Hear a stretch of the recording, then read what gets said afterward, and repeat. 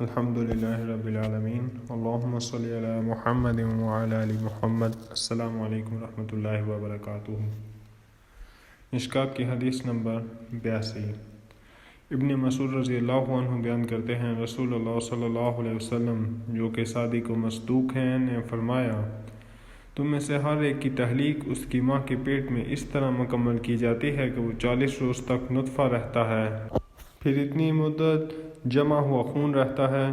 پھر اتنی ہی مدت گوشت کا لوتھڑا رہتا ہے، پھر اللہ 4 باتیں لکھنے کے لیے اس کی طرف ایک فرشتہ بھیجتا ہے، پس وہ اس کا عمل، اس کی عمر، اس کا رزق اور اس کا بدنصیب یا سعادت مند ہونا لکھتا ہے، پھر اس میں روح پھونک دی جاتی ہے، پس اس ذات کی قسم جس کے سوا کوئی معبود برحق نہیں، بے شک تم میں سے کوئی شخص اہل جنت کے سے اعمال کرتا رہتا ہے حتیٰ کہ اس کے اور جنت کے مابین صرف ایک ہاتھ کا فاصلہ رہ جاتا ہے،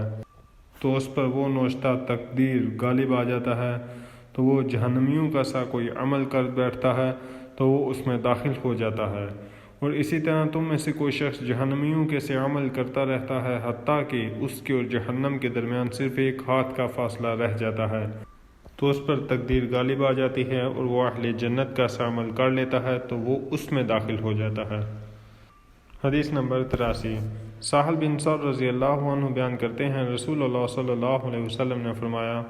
بندہ جہنمیوں کے سے عمل کرتا رہتا ہے حالانکہ وہ جنتی ہوتا ہے، دوسرا آدمی جنتیوں والے عمل کرتا رہتا ہے حالانکہ وہ جہنمی ہوتا ہے، اعمال تو وہ قابل اعتبار ہیں جو آخری ہیں۔ ان حدیث سے معلوم ہوتا ہے کہ ہم جو بھی اچھے کام کریں ہمیں ساری زندگی اچھے کام ہی کرنے چاہیے۔ اگر کوئی شخص اچھے کام کرتا رہے لیکن آخر زندگی میں برے کام شروع کر دے تو وہ برے کاموں کی وجہ سے وہ جہنم میں جا سکتا ہے، جیسا کہ ایک اور حدیث میں آتا ہے کہ نبی علیہ السلام نے ایک شخص کے بارے میں بولا کہ یہ جہنمی ہے۔ حضرت بلال رضی اللہ عنہ فرماتے ہیں کہ مجھے وسوسہ ہو گیا کہ یہ تو بڑی بہادری سے جنگ لڑ رہا ہے، تو میں اس کا پیچھا کرتا رہا، تو میں نے دیکھا کہ وہ شخص زخمی ہوا اور عتاب نہ لا سکا اور اس نے خودکشی کر لی، تو میں نے تبھی بولا صدقہ یا رسول اللہ، تو نبی علیہ السلام نے فرمایا، اے بلال اعلان کر دو کہ ایمان کا دار و مدار خاتمے پر ہے، یعنی وہ شخص چاہے کتنا بھی اچھا ہو لیکن اس کا خاتمہ ایک حرام کام پر ہوا تو وہ جہنم میں اس کو لے جائے گا۔ اللہ پاک سے دعا کرنی چاہیے کہ ہم پر تقدیر غالب نہ آئے